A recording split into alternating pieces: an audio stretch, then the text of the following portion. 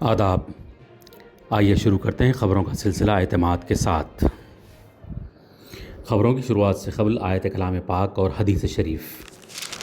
آیت مبارکہ: حالانکہ ایک دوسرے کو سامنے سے دیکھ رہے ہوں گے، اس روز گناہگار یہ خواہش کرے گا کہ کسی طرح اس دن کے عذاب کے بدلے میں سب کچھ دے دے، یعنی اپنے بیٹے اور اپنی بیوی اور اپنے بھائی اور اپنے خاندان جس میں وہ رہتا تھا۔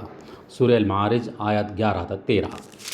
حدیث مبارکہ: حضور اکرم صلی اللہ تعالیٰ علیہ وسلم نے ارشاد فرمایا، تم میں سے بہترین آدمی وہ ہے جس کی عمر لمبی ہو اور اعمال اچھے ہوں۔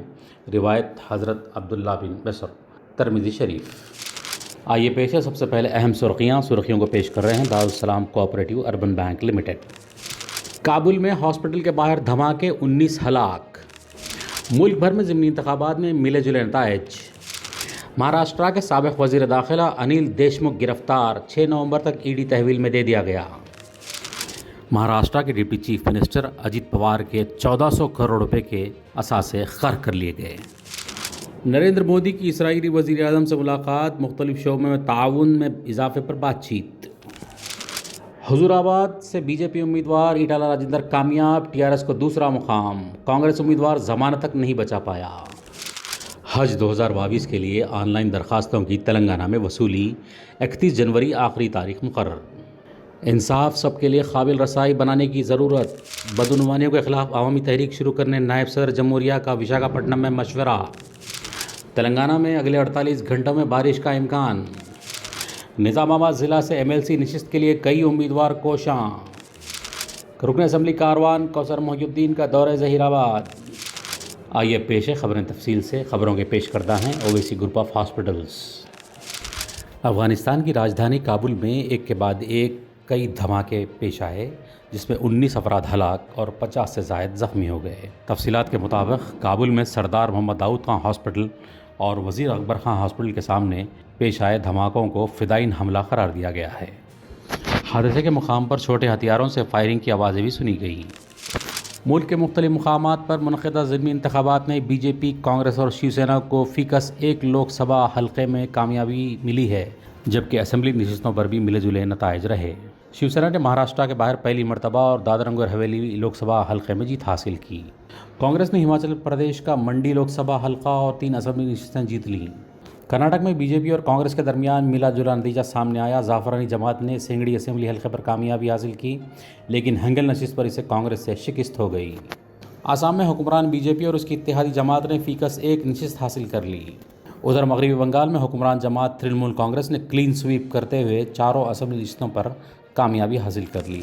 تلنگانہ کے حضور آباد میں سابق وزیر ایٹالہ راجندر نے ٹی آر ایس کو زائد از 23,000 ووٹوں سے شکست دے دی۔ ایٹالہ راجندر بی جے پی کے امیدوار ہیں۔ اس حلقے سے زعفرانی جماعت کا کوئی طاقتور اور مضبوط موقف دکھائی نہیں دے رہا تھا، تاہم سابق وزیر نے خود کو ایک مظلوم کے طور پر پیش کرتے ہوئے رائے دہندوں کی ہمدردی حاصل کرنے میں کامیابی حاصل کر لی۔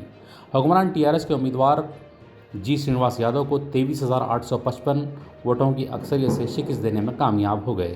اس حلقے سے حسب توقع کانگریس کے امیدوار بی وینکٹ نے خاطر خواہ مظاہرہ نہ کیا اور وہ اپنی ضمانت تک بچانے میں ناکام رہے۔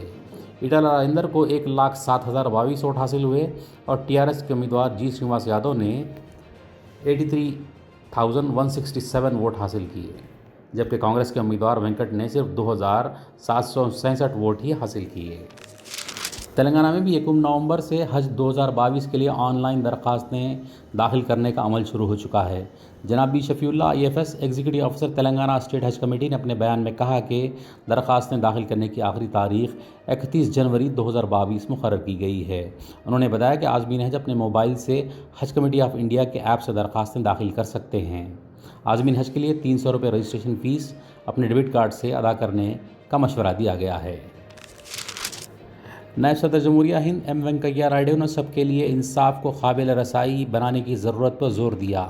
آزادی کا امرت مہوتسو کے سلسلے میں یہاں دامودرم سنجیویہ لا یونیورسٹی وشاکھاپٹنم میں منعقدہ تقریب کو مخاطب کرتے ہوئے وینکیا نائیڈو نے کہا کہ ہمیں ایسی راہیں تلاش کرنی چاہیے جس کے ذریعے عدالتوں میں زیر التوا مقدمات کی تعداد میں کمی ہو سکے اور ان کی یکسوئی میں غیر معمولی تاخیر بھی نہ ہو، جس کے ذریعے فوری طور پر انصاف کی فراہمی کو یقینی بنایا جا سکتا ہے۔ انہوں نے کہا کہ مرکزی حکومت اور ریاستوں کو عدالتوں میں مخلوع جائیدادوں کو پر کرنے پر توجہ کرنی چاہیے اور درکار انفراسٹرکچر کی تشکیل کو بھی یقینی بنایا جانا چاہیے۔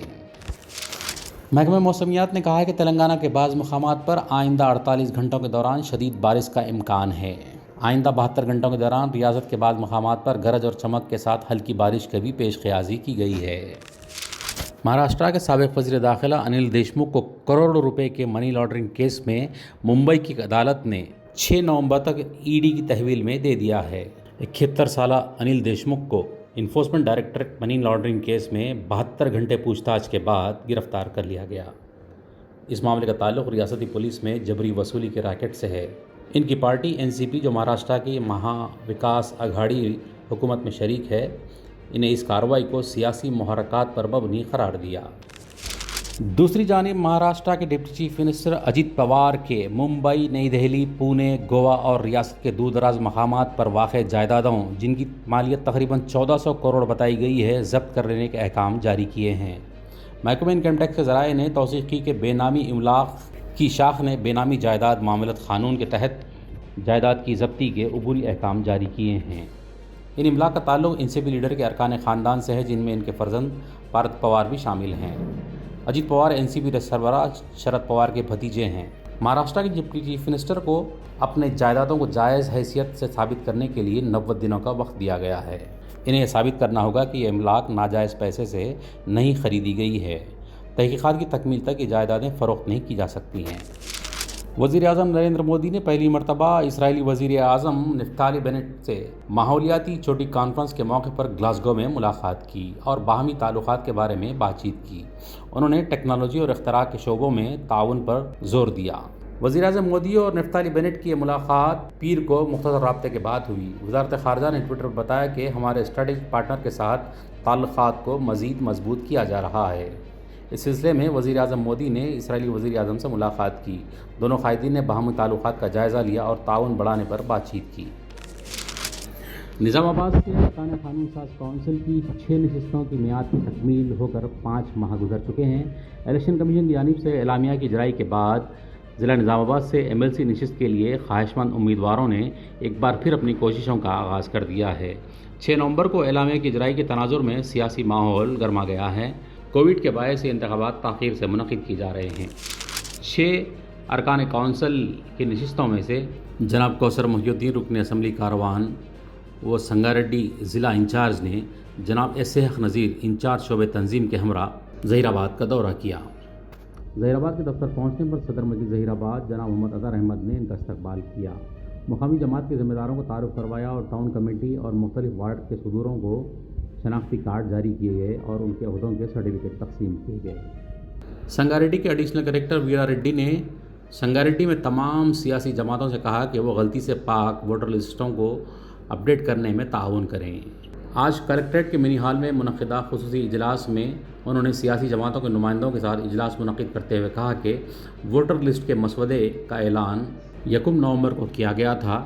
مسودہ ووٹر لسٹ پر اعتراضات 30 نومبر تک وصول کیے جائیں گے اور جو لوگ 1 جنوری 2022 تک 18 سال مکمل کر چکے ہیں وہ بھی بطور ووٹر اپنے نام رجسٹر کرنے کے اہل ہیں۔ یہ تھی اعتماد کی خبریں۔ مزید خبروں کے لیے اعتماد کی ویب سائٹ ملاحظہ کی جا سکتی ہے۔ ملک و دنیا بھر کی تازہ خبروں کے لیے اعتماد کے یوٹیوب چینل کو سبسکرائب کرنا نہ بھولیں اور بیل بٹن دبانے کے ساتھ اسے شیئر ضرور کریں۔